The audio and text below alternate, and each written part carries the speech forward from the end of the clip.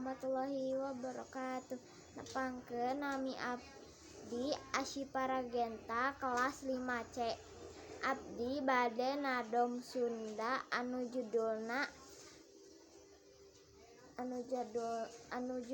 Pangaruh HP ka budak kanu jadi budak.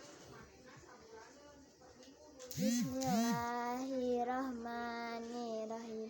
Budak di zaman ayeuna beda jeung zaman baheula, kacida pisan bedana dina panitah kolotna.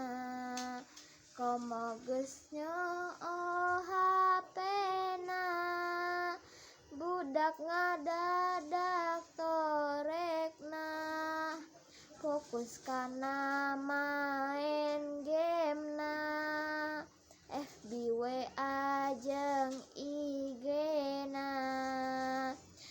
Sepang meulikeun uyah, jawabna teh naon maah, teu cara aya pamenta, kakolot kudu segera.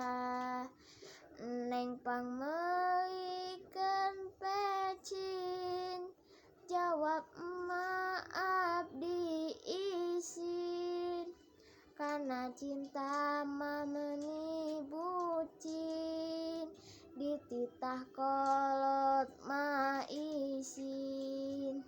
Dina waktu keur seepna, kuota dina HP-na, bebeja ka indung bapa, menta duit jang kuota.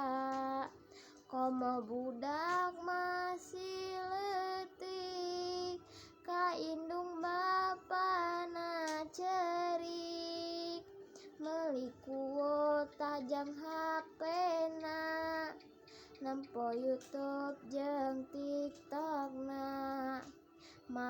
Lain ulah boga HP, abdi kakolot mi HP, mere waktu singka HP, ka budak samemeh gede, mempengetik di emutan, kana sholat sing daekan, kanu ngaji papatahan, sing angkat ka pangaosan. Wassalamualaikum warahmatullahi wabarakatuh.